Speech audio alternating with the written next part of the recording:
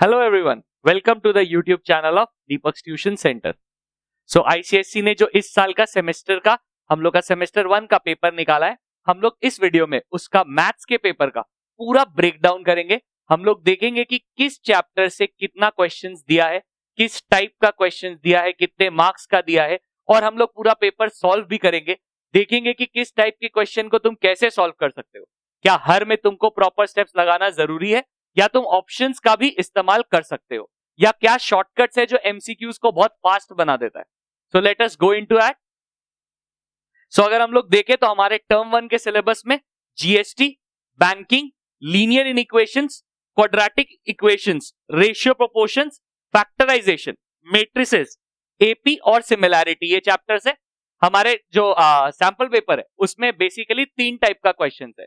एक है 1 mark stand alone MCQs, दूसरा है 2 मार्क क्वेश्चन जो कि एकदम सिंगल क्वेश्चन है, और तीसरा केस स्टडी टाइप एमसीक्यूज है जिसमें एक पैराग्राफ दिया है और उसमें 4-4 मार्क्स का क्वेश्चन है, मतलब इन द सेंस 4 क्वेश्चन है 1-1 मार्क्स का। सो यहाँ पे हम लोग देखेंगे जीएसटी से एक नंबर का क्वेश्चन दिया है, एक 2 नंबर का, जबकि कोई भी केस स्टडी क्वेश्चन नहीं दिया है। केस स्टडी क्वेश्चन सिर्फ हम लोगों का क्वाड्रेटिक इक्वेशन, एपी और सिमिलैरिटी से दिया गया है। बट ऐसा कोई जरूरी नहीं कि सिर्फ इन्हीं से दिया जाएगा, हो सकता है एग्जाम में जीएसटी से बना दे, ऐसा कुछ वेटेज फिक्स नहीं है। इवन दो तुम देखोगे ऑलमोस्ट सब बराबर सा ही है, ये सब 3-3, 4-4, 4-4 और ये 6-6-6 जिनका केस स्टडी क्वेश्चंस दिया है, तो मोर और लेस काफी क्लोज लिंकअप है। बट अगर तुम वो नोटिस करोगे कि तुम लोग फर्स्ट बैच हो, इससे पहले हमारे पास कोई बैकअप नहीं है, कोई प्रीवियस क्वेश्चन पेपर नहीं है जिससे हम लोग कंपेयर करके देख सके कि कोई रेगुलरिटी है क्या। सैंपल पेपर का मेन पर्पस होता है क्वेश्चन नंबर पैटर्न, कि इतना क्वेश्चन सेक्शन ए में, इतना क्वेश्चन सेक्शन बी में, एक्सेट्रा। सो यहाँ पे काफी सारा 1 मार्क क्वेश्चन दिया गया ऑलमोस्ट हर चैप्टर से। 2 मार्क क्वेश्चन लिमिटेड चैप्टर से दिया गया, जैसे क्वाड्रेटिक से 2 मार्क नहीं दिया, वहां पे केस स्टडी दे दिया। इनफैक्ट जिस से केस स्टडी दिया है उससे 2 मार्क क्वेश्चन यहाँ पे नहीं दिया गया है, तो वो हम लोग देख सकते हैं, उसका हम लोग को कुछ एडवांटेज मिल सकता है। हम लोग को अपने प्रैक्टिस के वक्त ये ध्यान किया जा सकता है कि कौन सा टाइप का क्वेश्चन को कैसे ज्यादा एम्फेसिस देना चाहिए। हमारा जो पेपर है वो 2 सेक्शंस में, 3 सेक्शंस में डिवाइडेड है, section A, section B, section C. Section A में 16 क्वेश्चंस है 1 मार्क के। सो अगर ये टोटल करेंगे तो 16 क्वेश्चंस आएंगे 1 मार्क के। हमारा जो सेक्शन बी है उसमें हम लोगों का 6 क्वेश्चन है 2-2 मार्क्स ईच, और जो हमारा क्वेश्चन सेक्शन सी है उसमें 3 केस स्टडी क्वेश्चन है, और हर एक केस स्टडी क्वेश्चन में 4 सब पार्ट्स है, तो बेसिकली 3 क्वेश्चन है। तो टोटल अगर तुम देखोगे 16 + 6 + 3 that comes about to 25 questions. But अगर तुम सब पार्ट्स भी ऑब्वियसली काउंट करना चाहते हो तो 16 + 6 22, 22 और यहाँ पे 4 4 4, तो 4 3 = 12। सो बेसिकली हम लोग का हुआ 22 + 12 दैट इज 34 क्वेश्चंस। मतलब ऐसा भी नहीं है कि तुमको पूरा का पूरा 40 मार्क्स का 40 क्वेश्चंस अटेम्प्ट करना पड़ रहा है। और कुछ कुछ क्वेश्चंस तो इतने स्ट्रेट फॉरवर्ड है कि मतलब तुम बस देखते या तो टिक कर दोगे, बस खत्म, और कुछ है नहीं उसमें। तो वैसा सिनेरियो में ये बहुत ही इजी पेपर बनाया है। इसका स्टैंडर्ड मेरे को पर्सनली बहुत लो लगा। आई एम नॉट एक्सपेक्टिंग कि इतना लो स्टैंडर्ड देगा, बट जस्ट इन केस थोड़ा सा एक्स्ट्रा प्रिपेयर करना बढ़िया है। Let us start solving the paper. पहला क्वेश्चन मैट्रिक्स का है। मैट्रिक्स ए जिसका ऑर्डर 3x2 है, मैट्रिक्स बी जिसका ऑर्डर 2x2 है। तो हमारा जो मैट्रिक्स ए बी होगा मल्टीप्लाई करके, so if we remember A cross B अगर हमने बनाया है और उससे ए बी बन रहा है मल्टीप्लाई करके, तो मैट्रिक्स ए का जो ऑर्डर है 3 × 2, मैट्रिक्स बी का जो ऑर्डर है 2 × 2, तो इसमें ये जो फर्स्ट 2 है इसका एक्सट्रीम और इसका एक्सट्रीम, ये ए बी को रिप्रेजेंट करता है। तो ए बी का ऑर्डर होगा 3 × 2, तो 3x2 हमारा ए बी का ऑर्डर है, तो ये हमारा हो गया।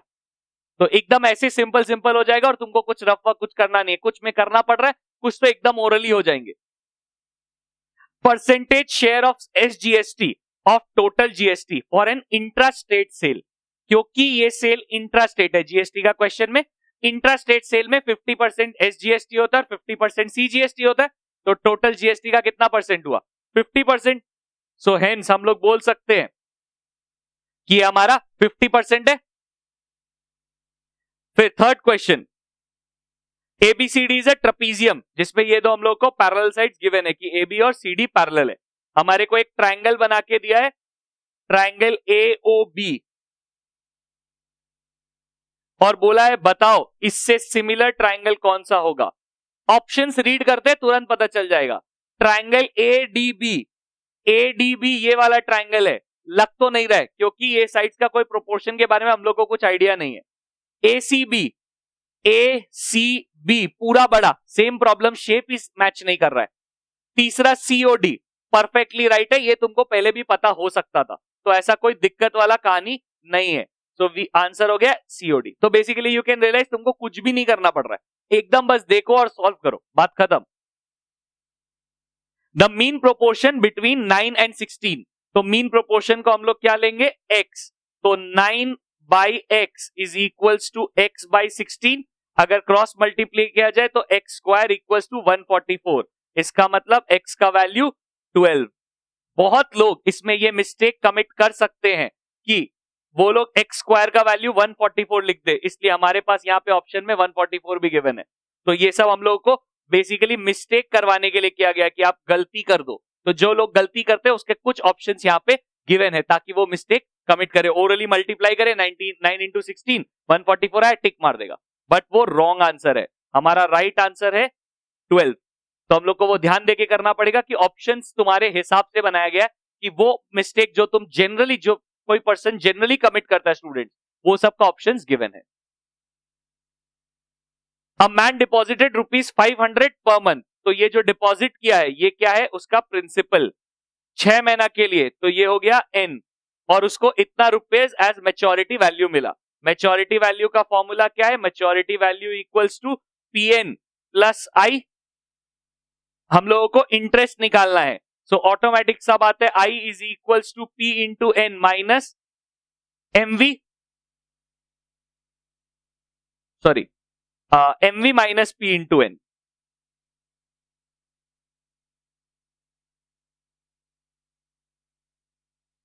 तो बेसिकली हम लोग देख सकते हैं MV क्या है 3300, P है हमारा 500 और N है हमारा 6, तो 500 इंटू 6 3000 हुआ। सो इफेक्टिवली आंसर आया 300। तो ये हमारा आंसर हो गया 300। तो एकदम सिंपल सिंपल ऐसे 1 मार्क के क्वेश्चन में फटाफट फटाफट कैलकुलेशन करके आंसर आ जा रहा है। The solution set representing the following number line, number line है -3 से 2, तो सारा ही वैल्यूज -3 से 2 दिया है और सभी रियल नंबर्स दिया है। तुमको आइडेंटिफाई क्या करना है, ये जो हमारा डार्क सर्कल है और हॉलो सर्कल है वो ये आइडेंटिफाई करना है। डार्क सर्कल मतलब -3 इंक्लूडेड है, तो इक्वल टू उसमें काउंट होगा, जबकि हॉलो सर्कल मतलब 2 इंक्लूडेड नहीं है, मतलब 2 काउंट नहीं होगा। तो उसके अकॉर्डिंगली हमारा ऑप्शन ए ही है जो सही सेट हो रहा है, क्योंकि यहाँ पे -3 इंक्लूडेड है जबकि 2 इंक्लूडेड नहीं है। तो हमारा आंसर हो गया A. The first 3 terms of an AP series are this this this, find the next 2 terms. अगर ये रिटन पेपर पे आता तो फॉर्मूला लगा के करना पड़ता, लेकिन क्योंकि ऐसा पेपर पे आया है तो सबसे पहले हम लोग कॉमन डिफरेंस निकाल लेते हैं, जो कि obviously 9 minus 1 that would be 8। तो क्योंकि कॉमन डिफरेंस आ गया तो नेक्स्ट टर्म क्या होगा 17 प्लस 8 दैट इज 25, और उसका अगला टर्म क्या होगा 25 प्लस 8 दैट इज 33। तो हमारा आंसर आ गया सी। यहां पे देखो ट्रिक करने के लिए 25 35 दिया है, तो हड़बड़ी में कोई गलती कर देगा तो गलत हो जाएगा। ट्राइंगल ABC और QRP, ABC QRP, इसमें हम लोग को कॉरस्पॉन्डिंग साइड्स बताना है। तो AB का कॉरस्पॉन्डिंग साइड QR होगा, तो AB का कॉरस्पॉन्डिंग साइड QR गिवन है, यहां पे भी गिवन है, यहां पे भी गिवन है, यहां पे नहीं गिवन है, तो ऑटोमेटिकली ये हमारा रॉन्ग आंसर हो गया। दूसरा हमारा BC का कॉरस्पॉन्डिंग साइड RP होगा, तो BC का कॉरस्पॉन्डिंग साइड RP गिवन है, तो A तो साइड हो गया, तो हम लोग का आंसर A हो गया। डन, एकदम सिंपल तरीका। X belongs to whole numbers, so whole numbers में नेगेटिव नंबर्स नहीं आते। ऑप्शन में एक ऑप्शन दिया है जो कि नेगेटिव है, तो वैसे सिनेरियो में हम लोग उसको फॉरगो कर देंगे, तो ऑप्शन डी हम लोग का कैंसिल हो गया। पर बाकी में ऑप्शन पॉसिबिलिटी है। हम लोग को क्या गिवन है, हम लोग को गिवन है कि -x इज ग्रेटर देन -7, तो जब तुम -1 मल्टीप्लाई करोगे तो x और 7 बचेगा और साइन पलट जाएगा, तो ये हो जाएगा x is less then 7, 7 included नहीं है, तो 0 से लेके 6 तक, जो कि ऑब्वियसली b होगा। Roots of the quadratic equations are, हम लोग को एक क्वाड्रेटिक इक्वेशन दिया है, मैंने रीड नहीं किया, लेकिन हम लोग को बोला है रूट्स ये है, मतलब मेहनत भी नहीं बोल रहा है कि आप रूट्स निकाल लो और फिर बताओ सिग्निफिकेंट फिगर्स, नहीं नहीं नहीं, एकदम सिंपल, हम आपको रूट्स निकाल के दे रहे हैं, आप सिर्फ सिग्निफिकेंट फिगर्स पे फोकस करिए। सिग्निफिकेंट फिगर्स कैसे निकालते, पहले वाले रूट को अगर हम लोग पकड़े तो ये आ रहा है 1390, इसमें से मेरे को चाहिए 2 सिग्निफिकेंट फिगर्स, मतलब 3 तक मेरे को कट करना है, तो जब मैं राउंड ऑफ करूंगा तो ये हो जाएगा 1.4, 1.4 सिर्फ एक ही ऑप्शन में, तो ऑटोमेटिकली मेरा आंसर राइट हो गया सी।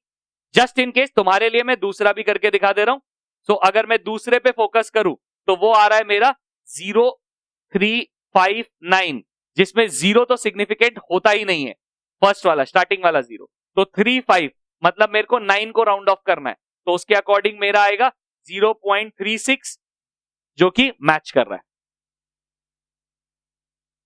153x8 आर इन प्रोपोर्शन, तो कोई भी चीज जब प्रोपोर्शन में होता है तो हम लोग का होगा 1.5 divided by 3 equals to x divided by 8, ये कटेगा 2 टाइम्स, 2 से कटेगा 4 टाइम्स, क्रॉस मल्टीप्लाई करेंगे तो x इज इक्वल्स टू 4 आ जाएगा, सो हेंस हमारा आंसर हो गया बी। सिंपल क्वेश्चन है, सोचो ऐसा पेपर अगर आ गया तो मजा आ जाएगा तुमको। If a polynomial is divided by x plus 3, अगर x प्लस 3 से डिवाइडेड है और मेरे को रिमाइंडर निकालना है, जो कि ऑब्वियसली रिमाइंडर थ्योरम का पार्ट है, तो वैसे सिनेरियो में मेरे को क्या करना पड़ेगा, x इज इक्वल्स टू -3 लेके हम लोग को इसमें -3 पुट करना पड़ेगा। -3 का स्क्वायर 9, 9 2 जा 18, -7 इंटू -3 दैट वुड बी +21 और -1, सो इफेक्टिवली मेरा आंसर आएगा 38। अभी यहां पे देखो ऑप्शंस कितना स्ट्रैटेजिकली दिया है, अगर गलती से तुमने सपोज यहां पे गलती से तुमने ये -7 इंटू -3 को 18 -21 -1 लिख दिया, तो इफेक्टिवली तुम्हारा आंसर आएगा -4, जो कि ऑप्शन में गिवन है। सोचो कितना दिमाग से खेल रहा है कि पता है उन लोगों को ये मिस्टेक बच्चा लोग कर सकता है, तो हम लोग वैसा क्वेश्चन देंगे। ऐसा भी होता है कभी कभी -3 का स्क्वायर 9 के जगह -9 लिख देता है बच्चा लोग, तो -9 into 2 -18, -18 plus 21 -1 that would be 2, जो भी हमारे ऑप्शन में गिवन है।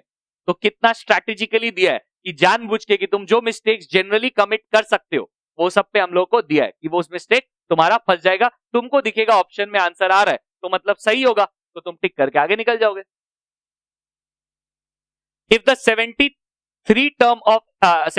is the nth term of arithmetic progression 3 8 13 18 3 8 13 18 etc. then n is, तो हम लोग को यहाँ पे क्या करना है, हम लोग को पहले फाइंड करना है a जो कि 3 है, दूसरा हम लोग को फाइंड करना है कॉमन डिफरेंस, इसका कॉमन डिफरेंस क्या आएगा 5, 8 माइनस 3, तो मेरे को पता है an का फॉर्मूला क्या है, ये an है 73, that is a plus n minus 1 d is equals to 73, तो हम लोग यहाँ पे वैल्यूज पुट कर देंगे, 3 plus n minus 1 into 5 is equals to 73, 3 को उधर ट्रांसफर करेंगे तो n minus 1 into 5 is equals to 73 minus 3 that is 70, फिर 5 से डिवाइड करेंगे तो n minus 1 is equals to 70 by 5, 5 1 जा 5 14 और 1 उधर चला जाएगा तो n इज इक्वल्स टू 15, तो उससे हमारा n का वैल्यू आ गया, n का वैल्यू 15। कई बार बच्चा लोग -1 को ट्रांसफर करना भूल जाता है, पॉजिटिव नेगेटिव मिस्टेक कर देता है, वो सब के हिसाब से हमारे ऑप्शंस गिवन है। ये देखो 14 दिया, अगर -1 ट्रांसफर करना भूल गया, ओरल कैलकुलेशन में जस्ट कर लिया तो वहां पे सब गड़बड़ हो जाएगा। Next question, the roots of a quadratic equation are, हम लोग को चेक करना है रूट्स कैसा है, तो रूट्स के लिए हम लोग क्या निकालते हैं, हम लोग डिस्क्रिमिनेंट निकालते हैं, तो डिस्क्रिमिनेंट क्या होगा हमारा, डिस्क्रिमिनेंट होता है b स्क्वायर माइनस 4ac, यहाँ पे b क्या है 2, तो 2 का स्क्वायर हुआ 4 माइनस ए भी 1 है और सी भी 1 है, तो 4 into 1 4, दैट इज 0। अगर डिस्क्रिमिनेंट 0 आएगा इसका मतलब रूट्स क्या है, real and equal. So hence हमारा आंसर होगा B, real and equal. Which of the following statements is not true, इनमें से कौन सा ट्रू नहीं है। All identity matrix are square matrix, ये एक ट्रू स्टेटमेंट है। All null matrix are square matrix, ऐसा नहीं है। रो मैट्रिक्स, कॉलम मैट्रिक्स, ये भी नल मैट्रिक्स हो सकता है। तो इफेक्टिवली ये हमारा फॉल्स हुआ। एक बार बाकी भी पढ़ लेते हैं just for our sake. For a square matrix number of rows is equal to number of columns, सही बात है। और a square matrix all of whose elements except those in the leading diagonal are 0 is the diagonal matrix. Yes, इसको भी diagonal matrix बोलते हैं, सच है। इससे एक चीज पता चला कि अभी तक जो थ्योरी तुम इग्नोर कर रहे थे, जो कि सिलेबस में लिखा हुआ है, वो थ्योरी जो इग्नोर करते थे क्योंकि उस पर कोई सम्स नहीं आता था, वो थ्योरी अब इंपॉर्टेंट हो गया एमसीक्यू में। सपोज तुमको पता ही नहीं है डायगोनल मैट्रिक्स क्या होता है, तो वैसे सिनेरियो में फिर तुम करोगे कैसे? तुमको तो लगेगा डी में भी कुछ गड़बड़ है। सपोज तुमको पता ही नहीं है कि नल मैट्रिक्स स्क्वायर नहीं भी हो सकता है, तो वैसा सिनेरियो में तुमको गड़बड़ लगेगा, तो तुम्हारे लिए आंसर रॉन्ग हो जाएगा। तो तुमको वो थ्योरी पार्ट भी ध्यान रखना पड़ेगा जो कि सिलेबस में मेंशन्ड है। सो इफेक्टिवली हमारा आंसर बी हो गया। अच्छा, यहां पे हमेशा ध्यान रखना क्वेश्चन में क्या बोला है, which of them is not true. Not is the keyword यहां पे। If x minus 2 is a factor of the polynomial this, k का वैल्यू चाहिए। तो x माइनस 2 एक फैक्टर है, तो x इज इक्वल टू 2 यहां पे पुट कर सकते हैं। 2 2 जा 4, 2 जा 8, 2 का क्यूब 8, 2 2 जा 4, 2 का स्क्वायर 4, 4 2 जा 8, तो प्लस 8 माइनस 13 2 जा 26 plus k should equal to 0, क्योंकि फैक्टर है। तो बेसिकली इसको अगर सॉल्व करेंगे और उस तरफ ले जाएंगे तो ये -10 आएगा लेफ्ट हैंड साइड में। इसको जब ट्रांसफर कर देंगे तो k इक्वल्स टू 10 आएगा। कितना स्ट्रैटेजिकली दिया है देखो, यहां पे तो फिलहाल हमारा आंसर आ गया k इक्वल्स टू 10। अगर किसी ने ट्रांसपोजिशन में गलती कर दिया, -10 को लेके गया और उधर -10 ही कर दिया, तो -10 ऑप्शन में गिवन है। सपोज गलती से तुमने ये +8 -8, यहां पे तुमने इसको माइनस रीड कर लिया, तो गलती से तुम सोचोगे 8 8 कट गया, तो आंसर 26 या -26 आएगा, तो उसके अकॉर्डिंगली वो भी गिवन है। तो देखो कितना हिसाब से दिया है कि वो आंसर जो बच्चे लोग जनरली मिस्टेक करते हैं वो यहाँ पे गिवन है। तो बहुत केयरफुल रहना पड़ेगा एमसीक्यूज में। So this completes our section 1, जो कि एक सेक्शन है जो कि एक एक नंबर का क्वेश्चन था। अब 2-2 नंबर का क्वेश्चन है, इसमें भी कोई बहुत ज्यादा कैलकुलेशन नहीं है। A man deposited 1200 in a recurring deposit account for 1 year. So हम लोग को ये क्या है, हमारा प्रिंसिपल 1 साल, इसका मतलब n का वैल्यू क्या हो गया 12, रेट हो गया 5%। हमारे को i निकालना है। i का फॉर्मूला है p into n n plus 1 by 2 into 12 into r by 100। So effectively p हो गया हमारा 1200 इंटू n क्या है 12 into 12 plus 1 that is 13 by 2 into 12 into r by 100। 2 0 गया, 12 12 गया, यहां पे सॉरी r का वैल्यू गिवन है 5, 2 से कटेगा 6, 6 5 जा 30 और 30 इंटू 9 390, तो हमारा आंसर हो जाएगा 390। फॉर्मूला आना चाहिए, चैप्टर एकदम इजी है, मात्र 1 मिनट से ज्यादा नहीं लग रहा है मेरे को कैलकुलेशन करने में। x square minus 4 is a factor of this polynomial. तो इसके सारे फैक्टर्स क्या है, यहां पे अगर थोड़ा सा स्मार्टली प्ले करें तो आराम से आंसर आ जाएगा। बस यहां पे थोड़ा ध्यान रखना पड़ेगा। पहला चीज, क्योंकि x स्क्वायर माइनस 4 एक फैक्टर है, इसका मतलब x plus 2 into x minus 2 भी एक फैक्टर होगा। तो ऐसे सिनेरियो में हम लोगों का ये ऑप्शन में जिसमें x प्लस 2 नहीं गिवन है वो रॉन्ग हो गया। सेम टू सेम इसमें भी ये रॉन्ग हो गया, तो ए और बी के अलावा सी और डी ऑप्शन चला गया, सिर्फ ए और बी बचा। ये बहुत एडवांटेजियस हो गया अभी तुम्हारे लिए, क्योंकि अगर सपोज तुमको नहीं भी आता है इसके आगे तो तुक्का मार के भी तुम्हारा राइट हो जाएगा। वैसे तो नियम बोलता है कि हम लोगों को क्या करना चाहिए, हम लोग को ये पॉलिनोमियल लिखना चाहिए और इसको एक्स स्क्वायर माइनस 4 से डिवाइड करना चाहिए, लेकिन हम लोग ऑब्वियसली स्मार्टली प्ले करेंगे। अगर ये सपोज ए आंसर है मेरा राइट, तो मैं क्या करता, मैं इस ये दो तो फैक्टर निश्चित हो चुका है, सिर्फ x+1 बचा। तो x+1 अगर एक फैक्टर है तो x इक्वल टू -1 अगर मैं इक्वेशन में पुट करूंगा तो मेरा काम हो जाएगा। तो मैं इसमें -1 पुट करता हूं, -1 का क्यूब -1, -1 का स्क्वायर +1, -1 इंटू -4 +4 -4। तो अगर हम लोग करेंगे तो 0 आएगा। अगर ये 0 आ रहा है इसका मतलब ए सही आंसर है, नहीं होता तो बी हो जाता, बात खत्म हो गया। तो इफेक्टिवली हम लोग आसानी से बोल सकते हैं कि ए हमारा सही आंसर है। यहां पे तुम्हारा लॉन्ग डिवीजन का टाइम बच गया। जीएसटी का जो क्वेश्चन है, हम लोग को बोला है जीएसटी रेट्स गिवन है, मार्क प्राइस गिवन है, हम लोग को सिंपल कैलकुलेशन करना है। तो पहले ए का निकालते हैं, क्योंकि मार्क प्राइस गिवन है तो उसने कितना जीएसटी पे किया, उसने पे किया 12% of 300, that would be 12/100 into 300। तो ये कटेगा क्योंकि डिस्काउंट तो कुछ मेंशन नहीं किया, तो बेसिकली 12 3 36 और टोटल 300 का आइटम था, तो इसमें अगर प्लस 36 करेंगे तो हमारा आएगा 336। दूसरा बी के लिए कैलकुलेशन करते हैं। बी का 1200 है और उसका रेट ऑफ परसेंट 5% है, तो 5/100 इंटू 1200, ये कटेगा तो ये हमारा आएगा 12 5 60। तो अगर इसमें मैंने प्लस 60 करूंगा तो ये आ जाएगा 1260। इसका एडिशन करेंगे 6 + 3 9, 3 + 2 5 और 1, तो 1596 हमारा आंसर हो जाएगा। कैलकुलेशन देखो कितना फटाफट हो रहा है, कुछ भी नहीं है, बस तुमको चैप्टर आना चाहिए। ऐसा नहीं कि तुमको पता ही नहीं है क्या करना है तो हो जाएगा, वो तो फिर चीटिंग के अलावा, उसके अलावा तो और कोई ऑप्शन नहीं है। The solution set for the linear equations -8 x - 7। तो पहले हम लोग क्या करेंगे, इसको सॉल्व करना पड़ेगा, इसका कोई खास ऑप्शन है नहीं मेरे पास, तो यहां पे क्या करेंगे हम लोग, इसको पहले सॉल्व करेंगे। तो -8 is less than equal to x - 7, 7 को उधर भेजेंगे तो -8 + 7 -1 हो जाएगा, less than equal to x। उसके बाद सेकेंड में हम लोग इनको सॉल्व करेंगे, तो इसके अकॉर्डिंग ये हो जाएगा x - 7 इज लेस देन -4, 7 को उस तरफ भेजेंगे, x इज लेस देन 7 - 4 जो कि 3 है। तो मतलब -1 से लेके 3, जिसमें -1 इंक्लूडेड है पर 3 इंक्लूडेड नहीं है। अगर तुम ऑप्शन स्कैन करोगे, ऑप्शन ए तो पहले ही आउट हो जाएगा क्योंकि हम लोग को रियल नंबर्स दे दिया ऑप्शन ए में, जबकि साफ साफ लिखा है ये इंटीजर्स है, तो रियल नंबर्स तो आउट हो गया। सेकेंड वाले ऑप्शन में -1 नहीं है, थर्ड और फोर्थ दोनों में -1 है, पर थर्ड में 3 है, तो ये आउट हो गया। तो इफेक्टिवली हमारा आंसर बचा ये -1012। इजी है। इस पर्टिकुलर क्वेश्चन का नंबर 21 का पता नहीं 2 मार्क्स क्यों दिया, मतलब क्या मतलब, इतना शर्मनाक मतलब क्वेश्चन है ये। 5a/7b equals to 4c/3d।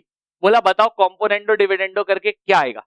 अगर तुमको थोड़ा सा भी आता है तो तुमको पता है कॉम्पोनेंडो डिविडेंडो में 5a + 7b divided by 5a - 7b is equals to 4c + 3d divided by 4c - 3d।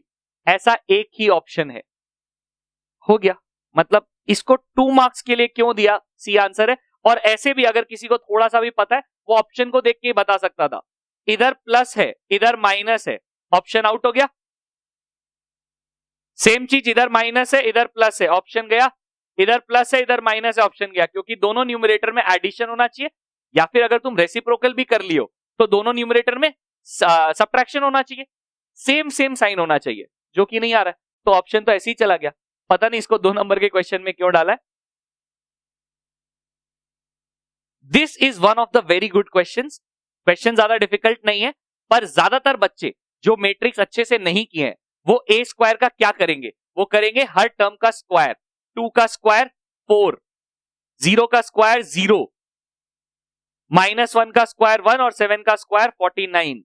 और देखो फर्स्ट ऑप्शन ही दिया है तुमको, ऑब्वियसली ये रॉन्ग है क्योंकि मैट्रिक्स का स्क्वायर ऐसे नहीं होता है, लेकिन वो तुम्हारे माइंड के साथ खेल रहा है, उसको पता है पहला ऑप्शन पढ़ोगे लगेगा स्क्वायर एकदम सही है, बात खत्म, इसके आगे पढ़ता कौन है, तो बाकी ऑप्शन पढ़ने का जरूरत नहीं पड़ेगा। यहां पे तुमको एक्चुअली कैलकुलेशन करना पड़ेगा। 2 0 -1 7, 2 0 -1 7। थोड़ा सा स्मार्टली प्ले कर सकते हो, हर ऑप्शन में देखो 4 0 4 0 और यहाँ पे पहला दो ये सेम है और ये डिफरेंट है। तो अगर मैं फर्स्ट वाले का करूं, दिस मल्टीप्लाइड बाय दिस, तो ये हो जाएगा हमारा 2 इंटू 2 4, 0 इंटू -1 0, तो बेसिकली 4 आएगा। तो मेरा इफेक्टिवली या तो बी है या तो सी है, डी तो मेरा आउट हो गया ऑप्शन से। अब मेरे को क्या करना है, क्योंकि मेरे को दिख रहा है साफ साफ कि ये दोनों तो 0 ही है सेकेंड टर्म, तो इसको करने का कोई जरूरत नहीं है। मैं इस पे ट्राई करता हूं, एक +9 है एक -9 है और दूसरा में भी 49 है, तो उससे भी मेरे को कोई फायदा नहीं होगा। मेरे को पूरा आंसर निकालने का नेसेसिटी नहीं है। ये सब मैं तुमको बता रहा हूं इसलिए टाइम लग रहा है। मैं अगर सोचूंगा तो इतना टाइम थोड़ी ना लगेगा, मैं फटाफट कैलकुलेशन करूंगा। तो अब की बार मैं करूंगा -1 into 7 multiplied by 2 into -1, so basically -1 when multiplied by -2 will give me 2 will give me -2 और ये -7, तो इफेक्टिवली -9 आएगा। तो बेसिकली मेरा आंसर हो गया बी। तो कुछ तुम एलिमिनेशन का फायदा उठा सकते हो और कुछ तुम फटाफट चेक कर सकते हो। सो सेक्शन बी भी हमारा कंप्लीट हो गया, 2-2 मार्क्स का question. Section C case study type question है। इस टाइप के क्वेश्चन तुमने पहले कहीं नहीं किए क्योंकि हम लोग को नहीं देता था, हमारे लिए एकदम नया है। यहां पे क्या होता है, ऊपर का एक जो पैराग्राफ है सारे क्वेश्चंस उसी से लिंक्ड है। Let us read it. सबसे पहले हम लोग को दिया है एक दो स्टेशन से ए और बी, दोनों के बीच का डिस्टेंस अगर हम लोग रोड से जाएंगे तो उनका डिस्टेंस है 240 किलोमीटर और ट्रेन से जाएंगे अगर तो उनके बीच का डिस्टेंस है हमारा 300 किलोमीटर। ऐसे मत सोचना कि सर अलग अलग कैसे हो सकता है या रोड से छोटा और ट्रेन से बड़ा कैसे हो सकता है, होता है, ऐसा नहीं है। ट्रेन को ऐसे ऐसे घूम के जाना पड़ता है, कई बार लैंड्स नहीं अवेलेबल होते, तो वो सब लॉजिक यहां पे मत लगाना। Cars A starts from a car starts from station A और उसका स्पीड क्या है x किलोमीटर पर आवर। तो रोड से जो जा रहा है कार जा रहा है ऑब्वियसली, उसका स्पीड है x किलोमीटर पर आवर और जो ट्रेन जा रहा है उसका स्पीड बोला है 20 kilometre per our more than the speed of car. यहां पे एक बहुत बड़ा मिस्टेक होता है, लोग सिर्फ नंबर्स पढ़ते हैं। तो अगर तुम सिर्फ नंबर्स पढ़ोगे तो तुम लिखोगे speed is equal to 20 kilometre per hour, which is obviously wrong. तुमको कार के स्पीड से 20 ज्यादा बोला था, मतलब x + 20 हो गया। पहला क्वेश्चन में हम लोग को बोला है time taken by car. Time का फॉर्मूला क्या होता है, time is equals to distance by speed, तो 240 बाय x, पहला वाला आंसर हो गया ए। दूसरा time taken by train to reach station A, तो इसका टाइम टेकन क्या होगा 300 बाय x + 20, तो हमारा आंसर हो गया डी। तीसरा हम लोगों को बोला है if the time taken by train is 1 hour less than by taken by the car, इसका मतलब ट्रेन को कितना टाइम लग रहा है, ट्रेन को हमारा टाइम लग रहा है जितना भी ट्रेन को टाइम लग रहा है उससे कार को 1 घंटा ज्यादा लगेगा या ट्रेन को 1 घंटा कम लगेगा कार से, तो इफेक्टिवली कार का ग्रेटर है और ट्रेन का लेस है। So let us create an equation. जितना भी कार का स्पीड है 240 बाई x, उसमें से अगर हम लोग -1 करेंगे तो हमारा ट्रेन का स्पीड आ जाएगा, that would be 300 by x + 2। मेरे को एडवांटेजेस लगता है, इसको इस तरफ शिफ्ट करो, इसको इस तरफ, तो ये हो जाएगा 240 by x - 300 by x + 2 is equals to 1। LCM लेंगे और नीचे वाला डिनोमिनेटर को क्रॉस मल्टीप्लाई कर देंगे, तो ये हो जाएगा x² + 2x, ये इससे मल्टीप्लाई होगा तो 240x + 48, सॉरी यहां पे 20 था, टाइपिंग एरर, सो 4800 क्रॉस मल्टीप्लाई और इधर आएगा -300x। सो अगर तुम सबको उस तरफ ले जाओ क्योंकि x² पॉजिटिव है तो ये 0 हो जाएगा, यहां पे x², 240x - 300x, तो लेफ्ट साइड में हम लोगों का -60 आया, x जो कि उस तरफ जाएगा तो +60 हो जाएगा, और क्योंकि यहां पे ऑलरेडी हमारा 20x था तो +60 हो जाएगा तो +80x, और दूसरा ये जो 4800 ये उस तरफ जाएगा तो ये -4800 हो जाएगा। ऑप्शंस में अगर तुम स्कैन करोगे तो हमारा राइट आंसर बी है। Third, speed of the car. Speed of the car क्या है? एक्स। तो हम लोग को एक्स का वैल्यू फाइंड करना है। ऑब्वियसली तुम मिडिल टर्म फैक्टराइजेशन करो चाहे श्रीधर आचार्य करो, करके इसको सॉल्व कर सकते हो, पर मेरा पॉइंट है क्यों? वैल्यू पुट करो। सपोज मैं 60 पुट करता हूं इस पर्टिकुलर इक्वेशन में, तो अगर मैं यहां पे 60 पुट करता हूं तो 60 का स्क्वायर 3600, 60 इंटू 80 4800 माइनस 4800, इसका वैल्यू तो 3600 आ रहा है, मतलब ज्यादा आ रहा है। मतलब कार का स्पीड अगर 60 किलोमीटर पर आवर है तो वैल्यू ज्यादा आ रहा है, जीरो नहीं आ रहा है। तो एक्चुअली 60 से कम होना चाहिए, 60 से कम एक ही ऑप्शन है, मतलब 120 और 80 तो ऑटोमेटिकली आउट हो गया, एक ही ऑप्शन बचा, ये हमारा राइट आंसर है। जस्ट अगर तुमको चेक करना है तो ये हो गया 40 का square that is 1600 plus 80 into 48 4 32, तो 3200 माइनस 4800 जो कि जीरो आएगा। तो इस तरह से तुम अपना ऑप्शंस का फायदा उठा के फटाफट कर सकते हो, बट ऑब्वियसली हमारे पास एम्पल टाइम है, हम लोग सॉल्व भी कर लेंगे तो भी हम लोग को ज्यादा दिक्कत नहीं आएगा। Moving on to the next question. ये वाला सिमिलैरिटी पे बेस्ड है, पिछला वाला क्वाड्रेटिक इक्वेशन का था। सिमिलैरिटी का है, हम लोग को बोला है एक ट्रायंगल गिवन है जिसमें कि ए बी क्यू आर के पैरेलल है, तो यहां पे हम लोग को गिवन है ए बी क्यू आर के पैरेलल है। दूसरा सीपी और क्यूपी और सीबी पैरेलल है, तो सीबी और क्यूपी पैरेलल है। ठीक है, तो ये पैरेललिटी दिख भी रहा है हम लोगों को, और हम लोग को बोला है ए आर इंटरसेक्ट करता है सीबी पे एट ओ, तो ठीक है करता है तो करता है। अब यहां पे हम लोगों को क्या करना है, हम लोग को पहले देखना है ट्राइंगल ए आर क्यू से सिमिलर कौन है। तो अगर तुम देखोगे ट्राइंगल ए आर क्यू ये हमारा ट्राइंगल है, तो इसके अकॉर्डिंगली हम लोगों का इससे सिमिलर क्या है।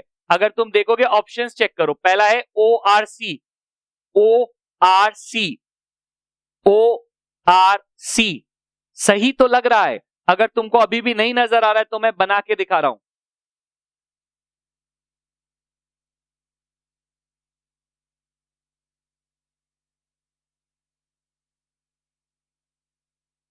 ये हमारा गिवन है ट्राइंगल ए क्यू आर, और हम लोगों को क्या करना है, यहां पे ये ओ सी आर पे देखना है। तो ऑब्वियसली दिख रहा है मेरे को, क्योंकि ये दोनों साइड्स, ये साइड और ये साइड हम लोग को गिवन है कि ये पैरेलल है, तो मैं इसको तुरंत सिमिलर प्रूफ कर सकता हूं। ये एंगल इसके बराबर, ये एंगल इसके बराबर, तो ये सिमिलर हो गया, तो हेंस मेरा आंसर हो गया OCR, ORC, sorry OCR ORC एक ही बात। दूसरा P Q R and B C R, P Q R and B C R दोनों के बारे में बोला है। सो पी क्यू आर ये हमारा बड़ा वाला ट्राइंगल है,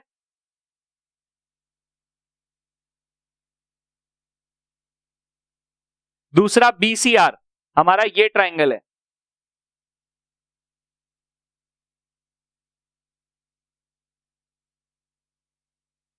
साफ साफ दिख रहा है सिमिलर है। अगर तुम इसको ऐसे टर्न कर लो तो तुमको नजर आएगा कि ये वाला एंगल इसके बराबर है, कॉरस्पॉन्डिंग एंगल, ये वाला एंगल इसके बराबर है, सेम रीजन, और ये कॉमन एंगल है। तो बेसिकली एंगल एंगल और एक्सियम से हम लोग बोल सकते हैं कि ये सिमिलर है, तो हेंस डन। देखो तुमको कुछ भी लिखना नहीं पड़ा अभी तक। क्यूसी का वैल्यू हम लोग को गिवन है, अगर इन्हीं दो ट्राइंगल पे फोकस करें तो इससे मेरे को पता चलता है कि पी क्यू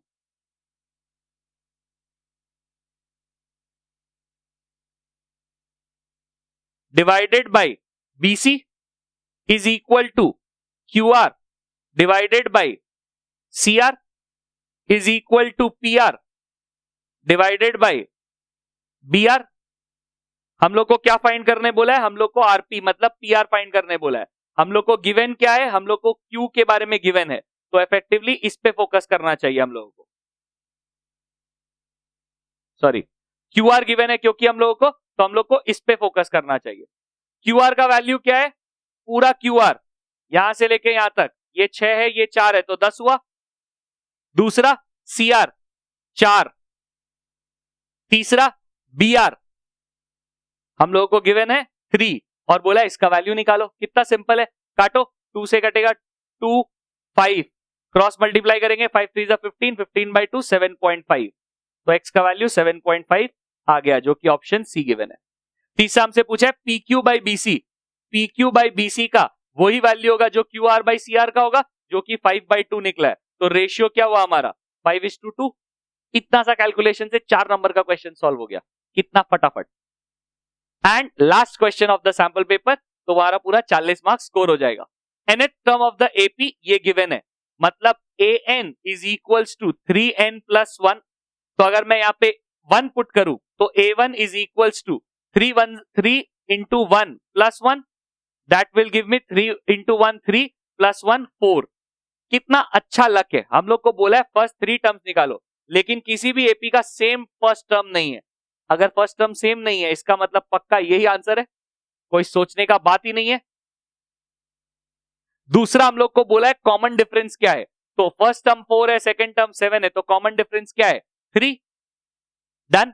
यहां पे ध्यान देना, हो सकता है अगर तुम्हारा एक्चुअल ऐसा आता 10 7 और 4, सपोज ये आंसर होता, तो वैसे में तुम गलती से अगर कॉमन डिफरेंस 3 लिख देते तो रॉन्ग हो जाता। ये ध्यान देने लायक बात है कि इसका कॉमन डिफरेंस -3 है, बट ऑब्वियसली ये इस क्वेश्चन का पार्ट नहीं है, मैं अलग से बता रहा हूं। विच of the following is not a term of the AP. वैसे तो चेक करना पड़ता है एक एक टर्म को, पर इजियर वे क्या है, 10 के बाद अगला टर्म क्या होगा हमारा, हम लोग को 3 के गैप पे चलना है, तो 13 के बाद 16 19 22 25, तो 25 टर्म है हमारा, 28 भी टर्म है, 31 भी टर्म है, तो सिर्फ क्या टर्म नहीं है 27, तो hence this is the answer. Sum of the first 10 terms of the AP, तो इसका फॉर्मूला क्या है हमारा, Sn is equals to n/2 bracket में 2a प्लस n-1 d, तो n हमारा 10 है, तो 10/2 2a, a का वैल्यू 4 है, तो 4 2 8 plus n-1 that is 10-1 that is 9, और d का वैल्यू 3 है, तो 9 3 27, ये कटेगा 5 आएगा, 8 प्लस 27 प्लस 8 कितना हुआ 35 इंटू 5 करेंगे तो हमारा आंसर आएगा 175। So this is our answer. So इससे हमारा पूरा सैंपल पेपर कंप्लीट हो जाता है। इवन दो हम लोग इतना बातचीत कर रहे थे, मैं तुमको समझाने का कोशिश कर रहा था, हम लोग ऑप्शन स्कैन कर रहे थे, फिर भी ये पेपर 40 मिनट के अंदर में ही कवर हो गया और तुमको 1.5 आवर्स मिलेगा। मतलब तुम अगर इसी स्टैंडर्ड के पेपर को हर एक क्वेश्चन प्रॉपर्ली सॉल्व भी करोगे तो भी आराम से ये पेपर 1.5 आवर में हो जाएगा, वो टेंशन वाला कोई मुद्दा नहीं है। बट मेरे को पर्सनली लगता है कि ये स्टैंडर्ड जो है ये बहुत ही लो है। ये जस्ट तुमको क्वेश्चंस बताया कि किस पैटर्न में क्वेश्चन आ रहा है, ये नहीं बताया कि एग्जैक्टली किस स्टैंडर्ड का क्वेश्चन आएगा। हो सकता है स्टैंडर्ड इससे थोड़ा सा ऊपर ही हो। सो एमसीक्यू सॉल्विंग टेक्निक्स में हमने देखा एलिमिनेशन एक बहुत ही पॉपुलर टेक्निक है, काफी सारे सम्स इससे हो जाते हैं। हम लोग के पास ऑप्शंस रहता है, कुछ ऑप्शंस एकदम बेकार है, आउट ऑफ द बॉक्स है, उनको एलिमिनेट करो। कई बार तीनों एलिमिनेट हो जाते हैं, एक आंसर बच जाता है। कई बार हम लोग को एडवांटेज मिलता है, जैसे फैक्टराइजेशन वाले क्वेश्चन में हमने उसका फायदा उठाया था, तो हमारा 2 ही ऑप्शन बचा था और फिर हमने ऑप्शन से सब्स्टिट्यूशन कर लिया। तो दूसरा जो टेक्निक है वो है सब्स्टिट्यूशन। सब्स्टिट्यूशन में हम लोग ऑप्शन को पुट करते इक्वेशन में और सॉल्व कर लेते। ये सिर्फ तभी बेनिफिशियल है जब सपोज तुमको एक इक्वेशन दिया है एक्स में और तुमको एक्स ही फाइंड करना है। तो अगर इक्वेशन में एक्स के टर्म्स है और एक्स ही फाइंड करना है तो ठीक है, लेकिन अगर सपोज मेरे को x plus suppose y find करना है और वाई भी मिसिंग है एक्स भी मिसिंग है, दोनों निकालना है, तो एक्स और वाई अगर हम लोग दोनों निकालेंगे तो वैसे सिनेरियो में हम लोग एक्स प्लस वाई का सब्स्टिट्यूशन नहीं कर सकते, हम लोग को प्रॉपर सॉल्व करना पड़ेगा।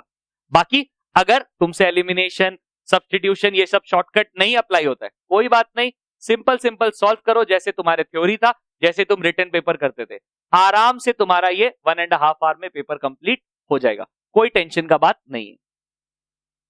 सैंपल पेपर का पर्पस क्या होता है ये मैंने पहले भी बताया था। सैंपल पेपर का पर्पस होता है कि हमारा कितना सेक्शंस में डिवाइडेड है पेपर, उसमें हर सेक्शन में कितने क्वेश्चंस है और वो क्वेश्चन कितने मार्क्स के हैं। हम लोगों का पेपर सैंपल पेपर से वेटेज जज करना सही बात नहीं है।